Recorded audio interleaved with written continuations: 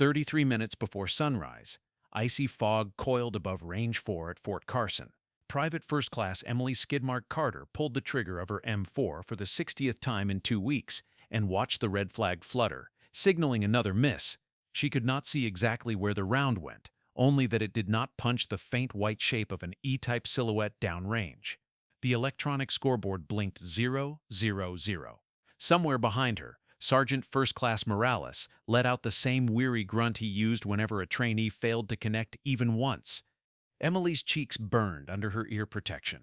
40 soldiers, many on their first live fire, had already qualified expert. She remained stuck at perfect failure. Everyone whispered the nickname Skidmark, because her bullet traces skidded across dirt with zero intention of hitting steel. The record for worst score in the battalion was 2. Emily seemed intent on rewriting that footnote with endless zeros. She set the rifle on safe and wondered how a woman raised around deer season in Wisconsin could be so catastrophically off her mark. More important, she wondered, what invisible path could lead from this humiliation to the confidence the Army expected of every rifleman. How could a soldier who missed at 50 yards possibly land a shot 3 times that distance, let alone under combat pressure? And why did an awkward childhood pastime hide the answer no one else saw coming? From which city in the world are you watching this video today? Let us know in the comments, and if you believe heroes come in the most unexpected forms, do not forget to subscribe. 2 days earlier, Emily had stepped from a rusted bus onto Range 4 believing she might shake the label nobody wanted. She thought extra practice at civilian shooting clubs had prepared her for qualification. That illusion shattered the moment she heard live rounds crack overhead for the first time.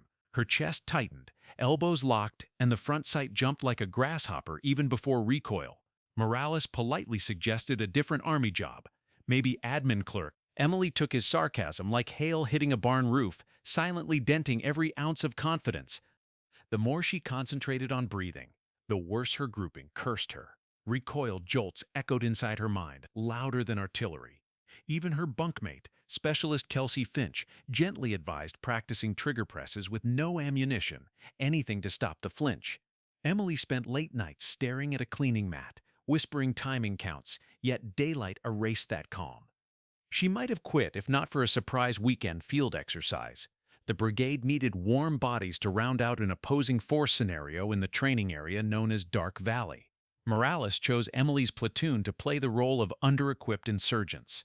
The cadre issued rusty AK-style rifles rechambered for paint cartridges, old chest rigs, and a battered Soviet PKM mounted on a flatbed truck. Their mission was simple: ambush a convoy that would pass through the valley at dawn Monday, then retreat across a dry creek bed to a rally point 400 yards west. Emily felt a strange optimism, certain her experience chasing whitetails across winter corn rows might shine in a field environment rather than a sterile range. The OP-4 commander, Captain Whitaker, assigned her support by fire on the ridge north of the creek. "Skidmark, your job is noise," he said with a grin.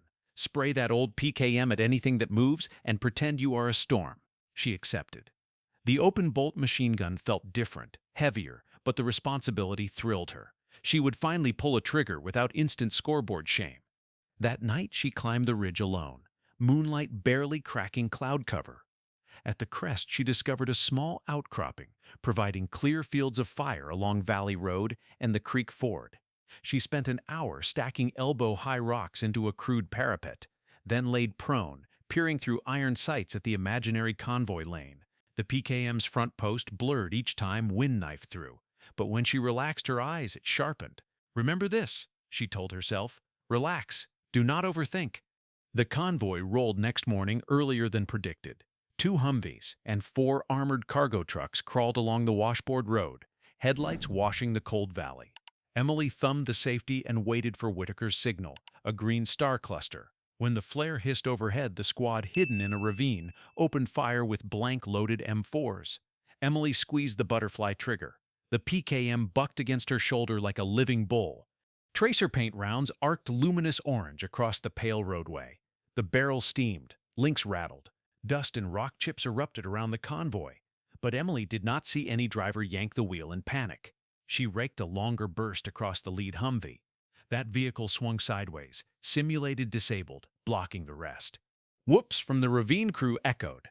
The muzzle climb forced her to readjust, but she discovered a rhythm, 3-second strings with fraction pauses, the heavy buttstock settling into soil.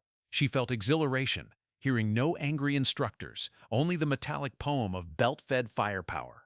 After 60 rounds, the old gun jammed. She yanked the charging handle. Another casing stovepiped. She locked the bolt back, tried again, still stuck. Shouts rang down the slope. Friendly whistle blasts signaled retreat. Emily slung the PKM, scrambled down a deer trail toward the creek. Her heart hammered, lungs flaming from altitude. She emerged beside Specialist Finch, who carried a wounded role player on a litter. Finch shouted, "Gunner, we need cover." Emily glanced back, convoy security dismounted, orange muzzle flashes dotting ridge shadows. She unslung the PKM, slapped the receiver. No feed. She drew the rusty AK, but paint ammo had scattered out of pouch. Instead, she grabbed Finch's pistol, loaded with simunition.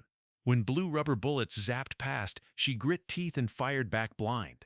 Chaos churned for several minutes until umpires blew whistles, ending the contact. Opposing force declared tactical win, but Emily's gear failure gnawed her confidence raw. That afternoon, Morales gathered trainees by the bleachers for lessons learned. He praised aggression but singled out Emily. "Carter, did you even hit anything?" Laughter rippled. She felt throat tighten. Captain Whitaker interrupted. Footage from a drone displayed Emily's first minute on the ridge. Orange tracer lines stitched exactly across the convoy's lead truck grill and floorboards. The drone measured effect, showing simulated casualties within 5 meters of her bursts.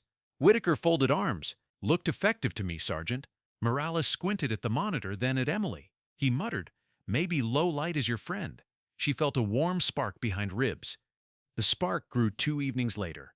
Finch discovered Emily in an abandoned warehouse near Motorpool, swinging a heavy steel bar through the air repeatedly.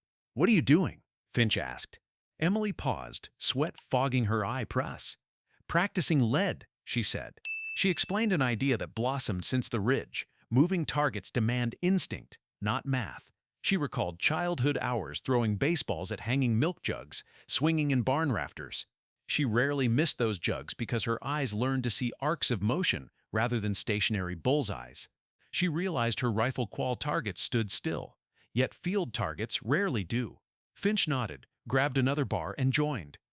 Over the next week, Emily converted her bunk bay into a pendulum lab after lights out. She tied bootlaces to canteens, hung them from bunk frames, and dry-fired at swinging blur spots while roommates slept. She practiced trigger press mid-motion, exhaling when the moving shape aligned with ghost barrel lead. Nobody suspected nightly clicking, until Morales discovered empty shell casings glued inside a coffee cup, serving as an improvised metronome. Instead of punishment, he delivered a challenge. The battalion marksmanship team was scheduled for a moving target competition at Camp Guernsey, Wyoming. They needed an alternate shooter in case of illness. "Prove you can group on paper tomorrow," he said, "and maybe you travel." She slept only 3 hours, yet under dawn's thin sunlight, she shot her best paper score ever, barely passing, but passing nonetheless. Morales raised one eyebrow, smirked, and penciled her name onto the bus manifest, alternate shooter. The team departed 3 days later. Camp Guernsey's South Range featured a 600-yard rail track with motorized silhouette sleds that moved left to right at 8 miles per hour. The objective was 5 hits out of 10 attempts. Emily sat on bench, spotting scope beside her, while primary shooter Staff Sergeant Rivers fired the first relay. Rivers hit twice, then missed 8 as Wyoming crosswinds skipped bullets wide. He cursed, shoulders tight. During second relay, his scope fogged. Then misfed rounds jammed in the bolt. An armorer tried clearing, but spring tension snapped. Match rules allowed a substitute. Rivers nodded reluctantly at Emily. "All yours, rookie." She crawled into prone position on dusty mat. Comp rifle, an Accurust M110, felt heavier than her M4, but stock geometry similar. Range safety called wind 15 knots quartering. Emily took slow breaths. The moving silhouette emerged from right side bunker, steel dog ear holding target upright. She remembered milk jugs in barn, gentled by winter drafts. She shifted muzzle 1 target width ahead of silhouette chest, squeezed, steel rang, audible ping echoing valley.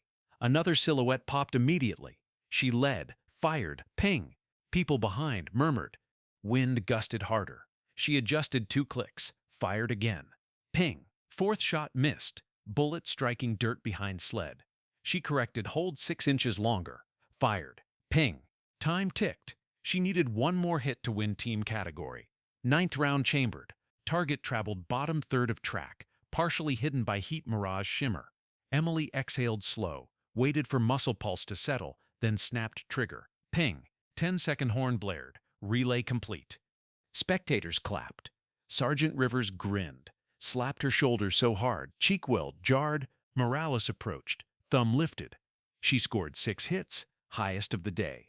Camp officials snapped photos for base newsletter. Headline, Rookie Alternate Crushes 600 yards. 4 weeks later, real war found them. A peacekeeping detachment deployed to the Karengal-like valley of northeastern Afghanistan. Emily's platoon escorted engineers, surveying for radio tower placement. Third day in theater, their route wound along a cliff road above terraced fields, when gunfire erupted. A technical truck sporting a heavy DS-Chake machine gun barreled across terraces below. Spraying, rangefinder pinned it at 580 yards, and moving, the convoy's turret gunner returned fire, but the DS-Chake depressed angle under armor skirts. Vehicles halted behind rocky outcrop. Morales radioed for a counter-sniper, but nearest asset was 30 minutes away. He looked at Emily.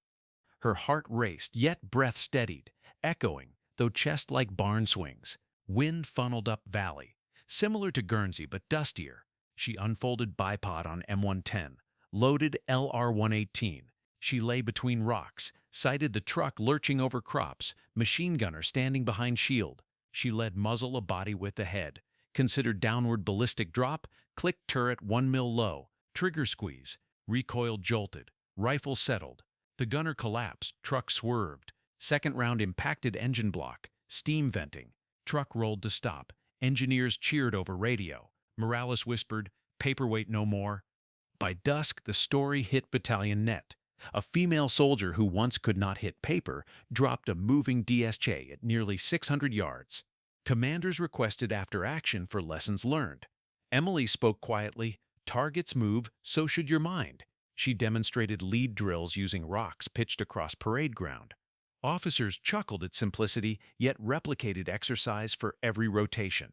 Over months, her method, dubbed pendulum training, reduced miss rates by 30%. Homecoming ceremony 6 months later featured silver expert infantry badge pinned by Sergeant Major of the Army, unusual for a military police soldier but granted under combat route clearance status.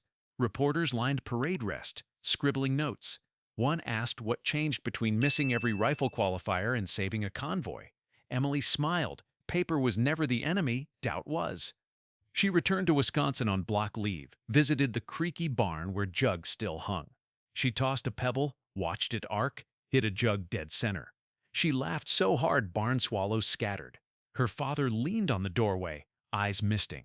"I knew you'd find your mark," he said. Emily shrugged. "Just took a moving target." Months later, Fort Carson held another qualification cycle for new recruits.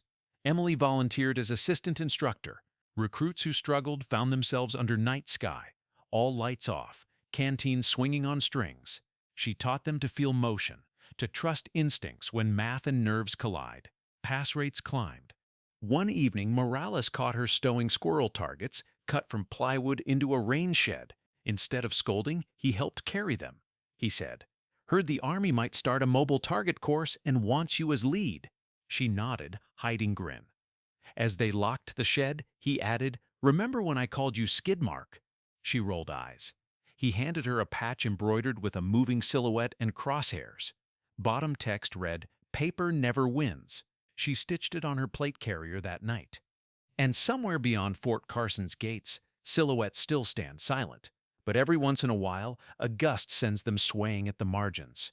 When they move, young soldiers trace invisible arcs, breathe out and fire. Echoing across the prairie comes the sharp ring of steel, followed by relieved laughter, an echo that began when one woman finally stopped shooting at paper and started aiming for possibilities only motion revealed.